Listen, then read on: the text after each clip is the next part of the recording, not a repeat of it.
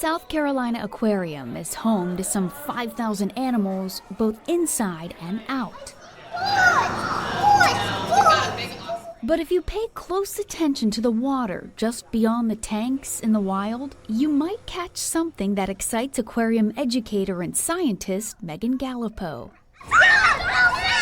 When you come to the South Carolina Aquarium, you can stand on our harbor deck and see all of these dolphins. You can see all of this happening. It all started just by monitoring the dolphins in the Charleston Harbor over the years. And in this instance, how they interacted with the aquarium's neighbor, the Columbus Street Terminal, and the huge container ships that dock there. We started to notice that every time there was a ship docked at one of the terminals here in the harbor, we started to notice, oh, if there's a ship there, there's going to be a dolphin there for sure.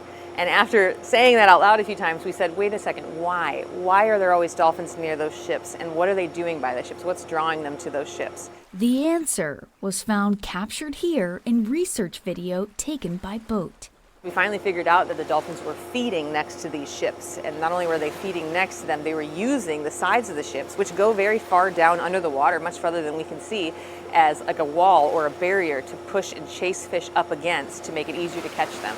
And often that chase culminates in the fish jumping right up out of the water to try to escape the dolphin, and the dolphin coming up from below and grabbing that dolphin. Hopefully, if the dolphin is successful, then they're able to catch that fish, and there's not much place for that fish to go because they've been chased literally up against a wall.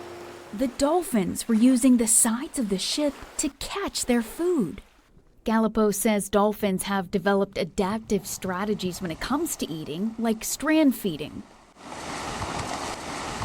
You may have seen videos of it happening on Kiowa or Seabrook Islands. But this kind of feeding using the side of a container ship has never been documented beyond the Charleston Harbor.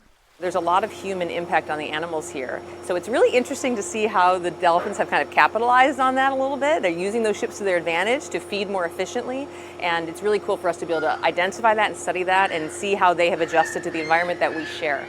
Now, just because this behavior hasn't been documented anywhere else, that doesn't mean it's not happening anywhere else. Gallipo says it's really how you find out, by getting the research and the data out there. Reporting in downtown Charleston, I'm Lisa Wiseman.